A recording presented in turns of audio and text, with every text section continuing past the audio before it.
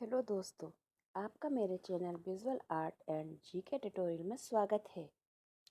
आज हम कला विषय से संबंधित इस पेपर को सॉल्व करने जा रहे हैं। ये पेपर आरपीएससी का 2012 का थर्ड पेपर है। जैसा आप इसमें देख रहे होंगे, 2012 का ये थर्ड पेपर है विजुअल आर्ट का। इस क्वेश्चन पेपर में 75 क्वेश्चंस हैं, जिसमें से कि हम इसको स्टार्ट करने जा रहे हैं। तो पहला क्वेश्चन है, इनमें से चित्र का तत्व नहीं है। मैं 4 ऑप्शन है, मैं सीधे ऑप्शन के साथ आंसर पढ़ूंगी, जिससे आपको भी इजी रहे उसको रिवाइज और लर्न करने में। क्या तत्व है जो चित्र का तत्व नहीं है? तो इसका आंसर होगा ऑप्शन नंबर 4, एकता। एकता जो है वह चित्र का तत्व नहीं है। Answer is Ekta, option 4। एकता जो है वह चित्र का तत्व नहीं है। नेक्स्ट क्वेश्चन नंबर 2, किन्हीं दो द्वितीय रंगों को मिला लेने से दूसरा रंग बनेगा। किन दो, ये स्टेटमेंट सही है या गलत है, आपको ये बताना है कि दो सेकेंडरी कलर को मिलाने से ग्रे कलर बनता है या नहीं। तो इसका आंसर होगा सत्य है, ऑप्शन नंबर 1। ऑप्शन 1 मतलब ये कथन सत्य है कि किन्हीं दो द्वितीय रंगों को मिला लेने से दूसरा रंग बनेगा। नेक्स्ट क्वेश्चन नंबर 3, भिन्न श्रेणियों की कलाओं, मंचीय कला, सिनेमा, शिल्प एवं चित्रण में यह आवश्यक है। कौन सा तत्व है जो कि सारी कलाओं के लिए आवश्यक है, इसमें ये पूछा गया है। तो इसका आंसर होगा ऑप्शन नंबर 3। क्वेश्चन नंबर 3 का ऑप्शन नंबर 3 आंसर होगा संतुलन। विभिन्न श्रेणियों की कलाओं जैसे मंचीय कला, सिनेमा, शिल्प एवं चित्रण में संतुलन आवश्यक है। बिना संतुलन के कोई भी कला पूर्ण नहीं हो पाएगी या प्रभावी नहीं दिखेगी। इसके लिए संतुलन आवश्यक है। विभिन्न कलाओं के लिए संतुलन का उसमें होना एक आवश्यक तत्व है। नेक्स्ट क्वेश्चन नंबर 4, पारंपरिक एवं आधुनिक कलाओं के अंतर्गत एक परिवर्तन इस दृष्टि से आया है। पारंपरिक जो कलाएं चलती आई हैं और अभी आधुनिक समय तक परिवर्तन किस दृष्टि से आया है? तो इसका आंसर होगा माध्यम, ऑप्शन नंबर 3 माध्यम।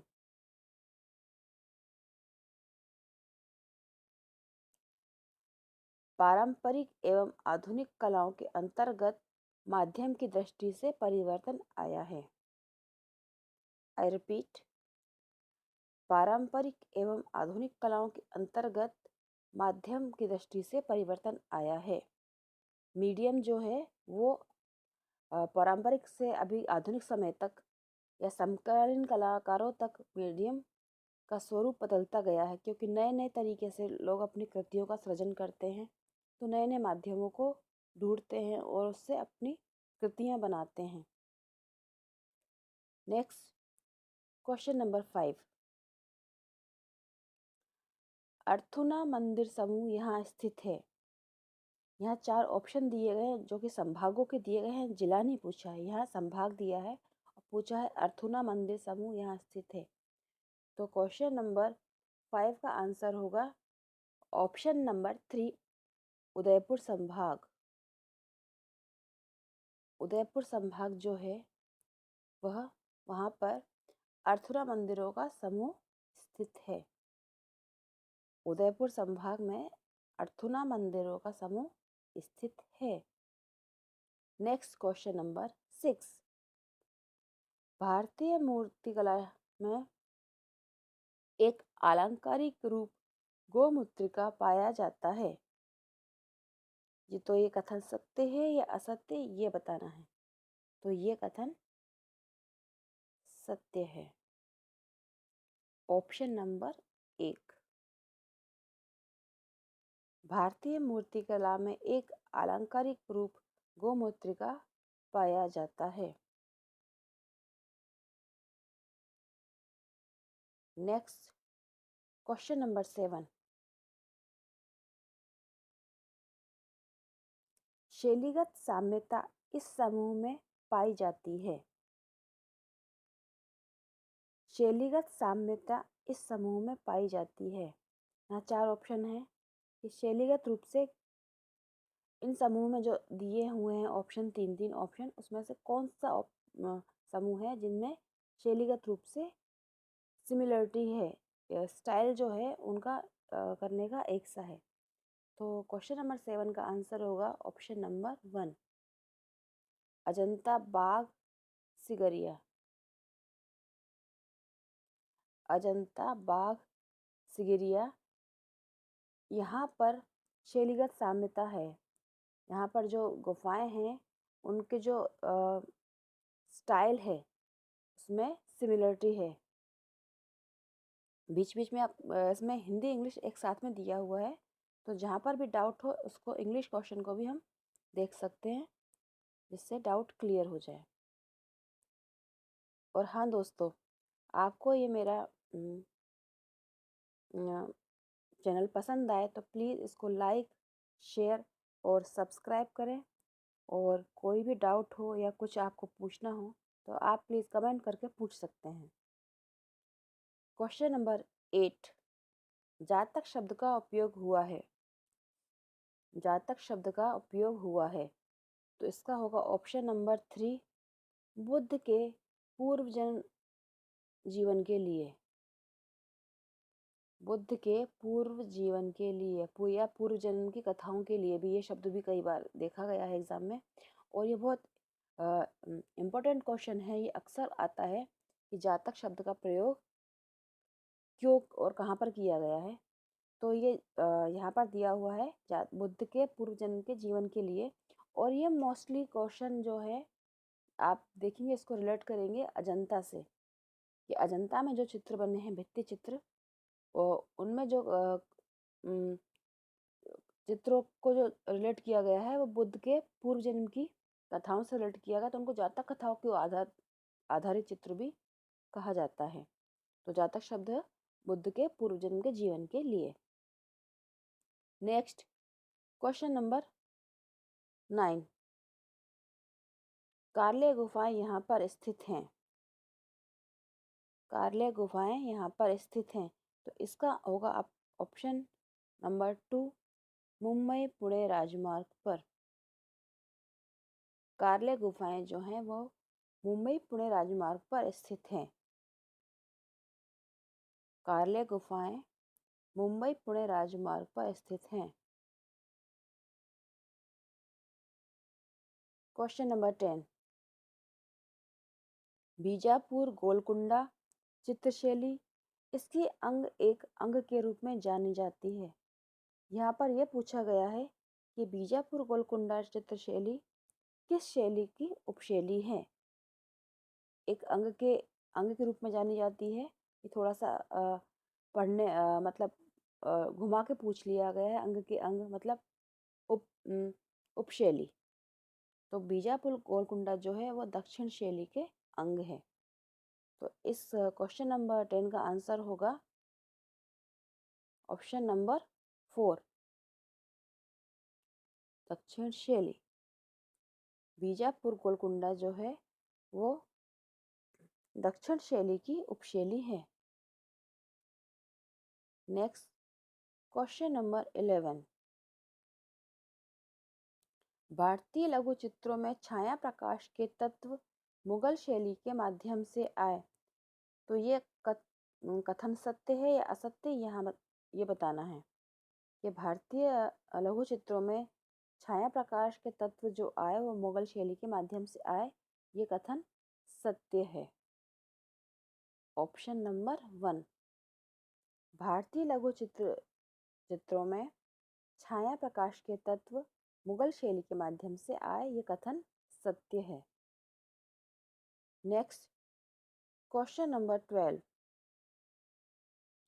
किशनगढ़ शैली अपने आरंभिक काल में इससे संबंधित थी। क्वेश्चन नंबर 12 में पूछा गया है किशनगढ़ शैली अपने शुरुआती समय में किस शैली से संबंधित थी। तो इस क्वेश्चन नंबर 12 का आंसर होगा ऑप्शन नंबर 4, मारवाड़ शैली। किशनगढ़ शैली अपने आरंभिक समय में मारवाड़ शैली से संबंधित थी। Next question number 13। 6 चीनी कला तत्व जिसके द्वारा प्रतिपादित किए गए हैं। 6 चीनी कला तत्व जिसके द्वारा प्रतिपादित किए गए, तो इसका आंसर होगा ऑप्शन नंबर 3, शी हो। शी हो के द्वारा 6 चीनी कला तत्व इंट्रोड्यूस किए गए या उन्होंने इसको स्टार्ट किया या अपनाया। 6 चीनी कला तत्व शी हो। Next question number 14। इन सौंदर्य शास्त्रियों में से वे एक कलाकार के रूप में भी जाने जाते हैं। यहाँ 4 सौंदर्य शास्त्रियों के नाम दिए हैं और पूछा गया है इनमें से कौन एक आर्टिस्ट भी था, कलाकार भी था। क्वेश्चन नंबर 14, इसका आंसर होगा ऑप्शन नंबर 2, रस्किन। रस्किन एक सौंदर्य शास्त्री थे और एक कलाकार भी थे। रस्किन एक सौंदर्य शास्त्री थे और एक कलाकार भी थे। Next question number 15। यहाँ पर स्टेटमेंट दिए गए हैं, कथन और कारण, और उसको सही गलत की आपको पहचान करनी है। तो कथन है, कंपनी शैली का मुख्य उद्देश्य इसके चित्रों का अधिकाधिक वितरण यानी कि विक्रय करना था। और कारण दिया है, इसलिए कंपनी शैली को बाजार शैली पेंटिंग के रूप में भी जाना जाता था। तो क्वेश्चन नंबर इस क्वेश्चन में ये पूछा गया है कि कंपनी शैली का मुख्य उद्देश्य इसके चित्रों का अधिकाधिक वितरण करने के उद्देश्य से बनाए गए, और कारण जो दिया है कि इसलिए इसको बाजार पेंटिंग कहा गया। तो ये दोनों ही सही हैं। तो ऑप्शन नंबर 3,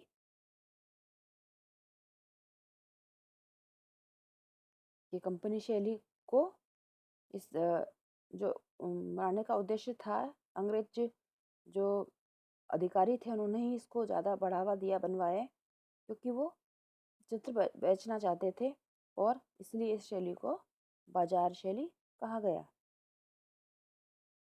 क्वेश्चन नंबर 16। निम्न कलाकारों में से सही लिंग ज्ञात कीजिए। यहाँ पर हमें बताना है कौन सा कलाकार एक फीमेल कलाकार है। तो इसका आंसर होगा option number 2, Gogi Saroj Pal.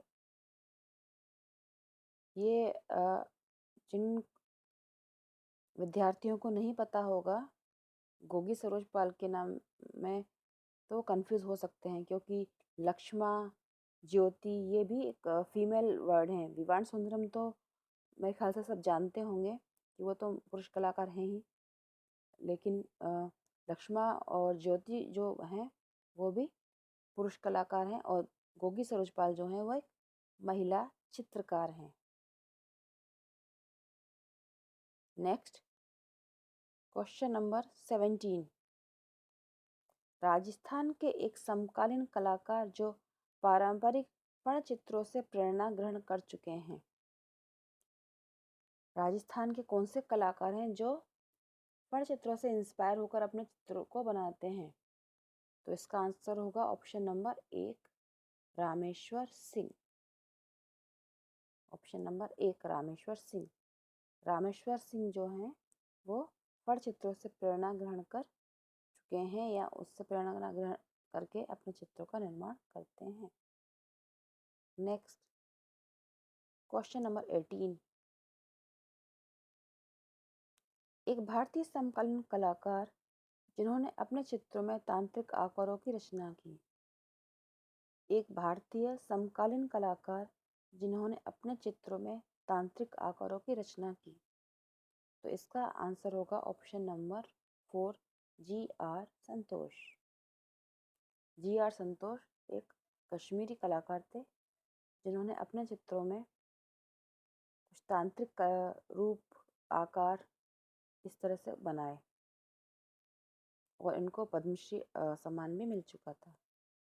G.R.. Santosh. Next question number 19। एक विवादास्पद कलाकार जिन्हें भारत छोड़ना पड़ा। तो मेरे ख्याल से इसका आंसर तो सभी कलाकार जानते होंगे और ये क्वेश्चन अगर मैं आपके लिए छोड़ूं तो बहुत इजी क्वेश्चन है ये। तो आप क्वेश्चन नंबर 19 जो है कि कौन एक विवादास्पद कलाकार था जिन्हें भारत छोड़ना पड़ा, इसका आंसर आप लोग कमेंट बॉक्स में लिखें क्योंकि इतना इजी क्वेश्चन मेरे ख्याल से सभी जानते होंगे। Next question number 20। आधुनिक कला में कॉलेज की विचार, यहाँ पर कॉलेज लिखा है, कॉलेज की विचार इन कलाकारों के द्वारा दिया गया। तो ये क्वेश्चन जो है वो टाइपिंग में ही कुछ मिस्टेक है या कुछ और पूछना चाह रहा है, इसलिए इस क्वेश्चन को आरपीएससी ने डिलीट कर दिया है। तो इस क्वेश्चन को हम भी छोड़ते हैं। Next question number 21। सर्वप्रथम इनके द्वारा दृश्य चित्र सम्मुख आए। दृश्य चित्र या लैंडस्केप इनके द्वारा इंट्रोड्यूस किए गए, ये पूछा गया है। इंग्लिश क्वेश्चन को भी हम देख रहे हैं, इसलिए इस फर्स्ट टाइम जो लैंडस्केप इंट्रोड्यूस किए गए किस कहाँ के कलाकारों द्वारा। तो इसका आंसर होगा चीनियों के द्वारा, चीनी कलाकारों के द्वारा। ऑप्शन नंबर 2, चीनी कलाकारों के द्वारा लैंडस्केप सबसे पहले बनाए गए या सामने आए। ऑप्शन नंबर 2 इसका आंसर है। Question number 22। एक प्रसिद्ध चीनी कलाकार जो एक शासक भी था। एक प्रसिद्ध चीनी कलाकार जो एक शासक भी था। तो इसका आंसर है ऑप्शन नंबर 3, हुइत्सुंग। हुइत्सुंग एक शासक भी था, एक राजा भी था और एक कलाकार भी था। Option number 3 हुइत्सुंग। अगला क्वेश्चन है, तृतीयक रंग है। तृतीयक रंग क्या है ये बताना है। तो इसका आंसर होगा ऑप्शन नंबर 3। Option number 3।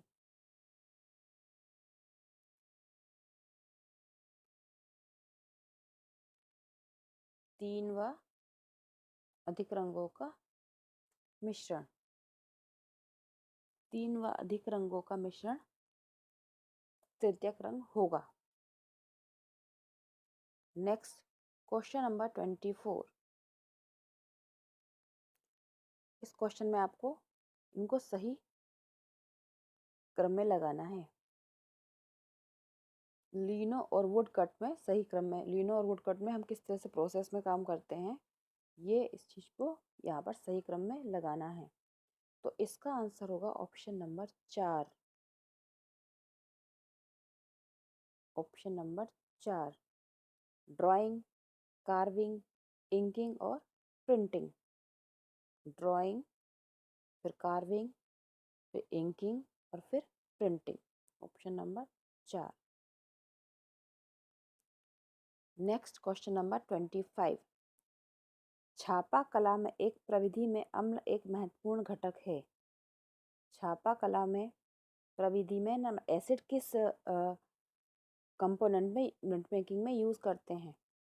तो इसका आंसर होगा ऑप्शन नंबर 3, एचिंग। एचिंग में अम्ल या एसिड जो है एक प्रमुख घटक है या कंपोनेंट है एचिंग में। नेक्स्ट क्वेश्चन देखते हैं, क्वेश्चन नंबर 26। क्वेश्चन नंबर 26, वरिष्ठता के आधार पर इनको सही क्रम में रखना है, मतलब सीनियर से लेकर सबसे वरिष्ठ कलाकार, फिर उससे कम, फिर उससे कम। तो इसका आंसर होगा option number 1। Option number 1, Bhavesh C Sanyal, Bhavesh Chandra Sanyal, फिर महेंद्र पांड्या, फिर N Pushpamala. Next question number 27, इसमें मैचिंग दी हुई है।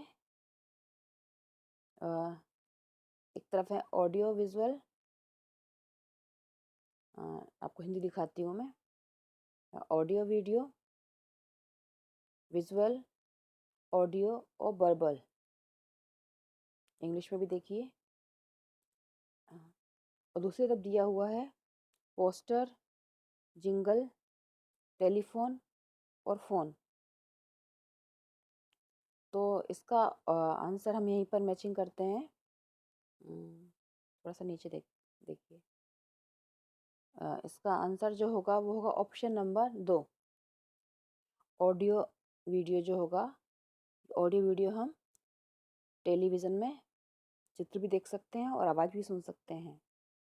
विजुअल, विजुअल मतलब सिर्फ देखना, तो ये सिर्फ देखने का काम करता है, देखने का काम आता है पोस्टर। ऑडियो, सिर्फ आवाज़ सुन सकते हैं, किसमें, फ़ोन में। वर्बल, ये आएगा जिंगल। तो इसका आंसर होगा ऑप्शन नंबर 2। यहाँ मैंने मैचिंग भी कर दी है, option number 2।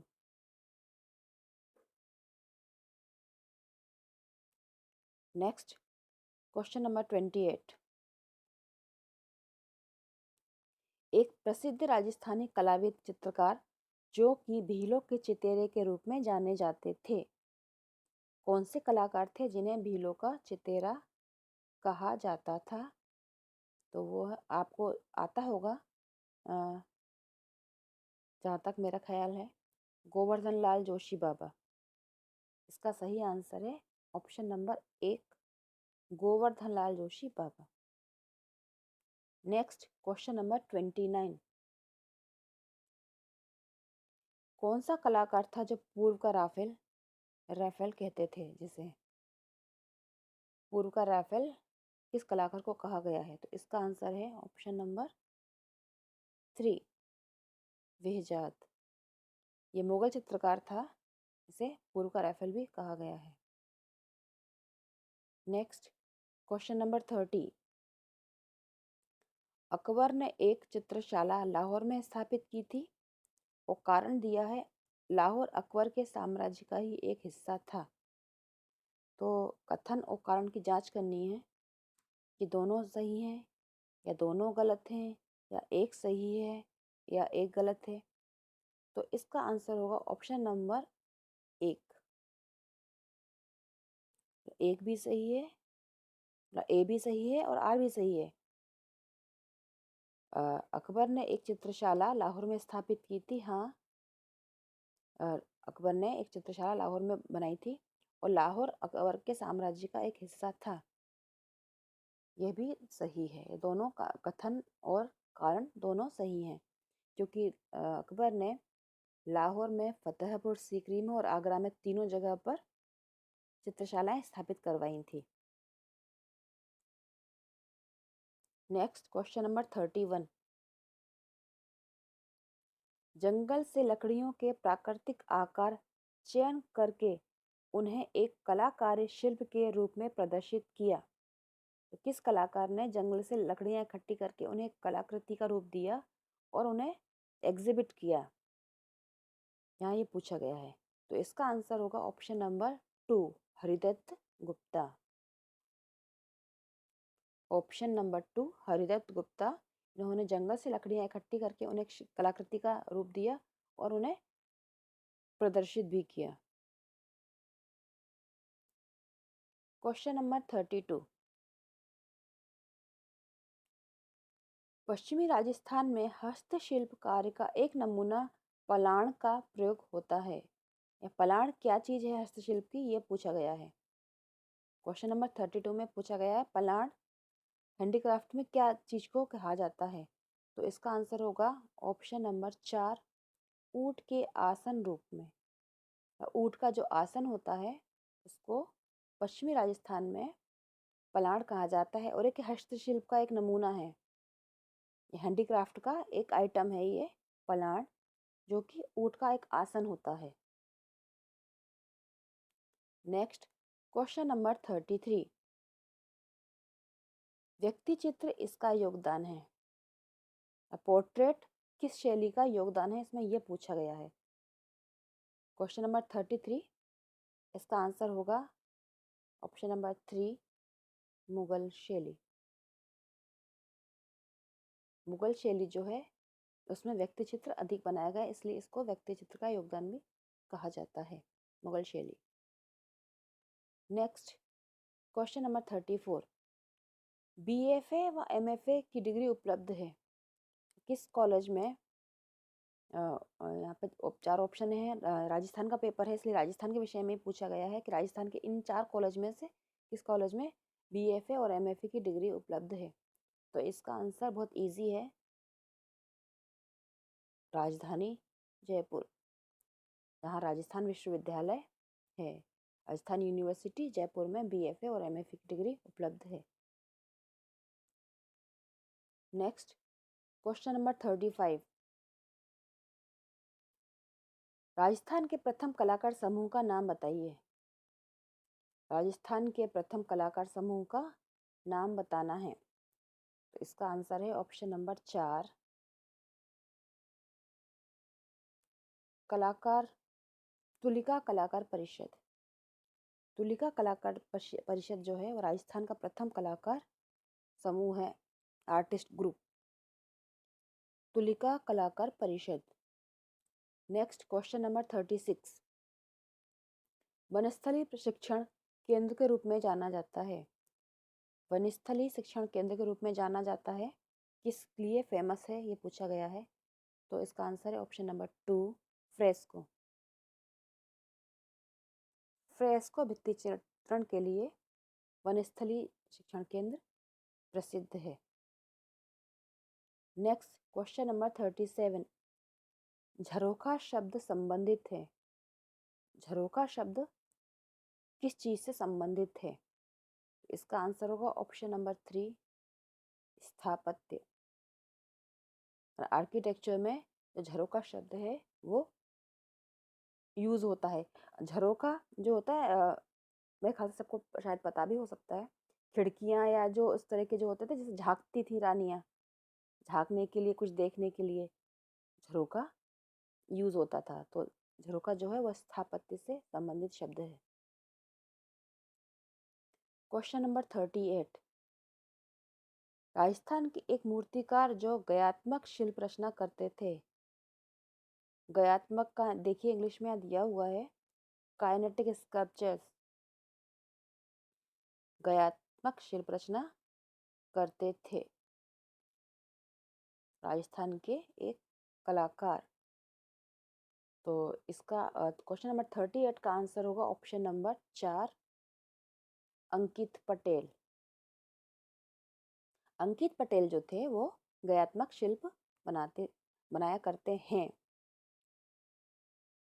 Next question number 39। पश्चिमी क्षेत्र सांस्कृतिक केंद्र उदयपुर द्वारा प्रकाशित होने वाली एक कला पत्रिका। पश्चिमी सांस्कृतिक केंद्र उदयपुर द्वारा कौन सी कला पत्रिका प्रकाशित की जाती है। तो इसका आंसर है ऑप्शन नंबर 1 कला प्रयोजन। कला प्रयोजन जो है उसे पश्चिमी क्षेत्र सांस्कृतिक केंद्र उदयपुर प्रकाशित करता है, पब्लिश करता है। कला प्रयोजन। Question number 40 the meaning of art लिखी है। The meaning of art book किसने लिखी है, इसमें ये पूछा गया है। तो इसका आंसर होगा option number 3, Herbert read. Herbert read ने मीनिंग ऑफ आर्ट लिखी है। The meaning of art Herbert read. The meaning of art Herbert read. इस तरह से इसको याद कर सकते हैं। तो दोस्तों ये थे 40 क्वेश्चन। उम्मीद करती हूँ आपको मेरा चैनल पसंद आएगा। तो और एक क्वेश्चन मैंने आपके लिए बहुत छोड़ा भी है, बहुत इजी क्वेश्चन है। तो आप प्लीज़ कमेंट बॉक्स में उसका आंसर लिखें और बताएं आप मुझे कि आपको किस तरह के और पेपर सॉल्यूशन चाहिए और किस तरह से आप और मेरे चैनल में इम्प्रूवमेंट चाहते हैं। प्लीज़ कमेंट करें, लाइक करें, शेयर करें, सब्सक्राइब करें। Thank you and best of luck for your exam.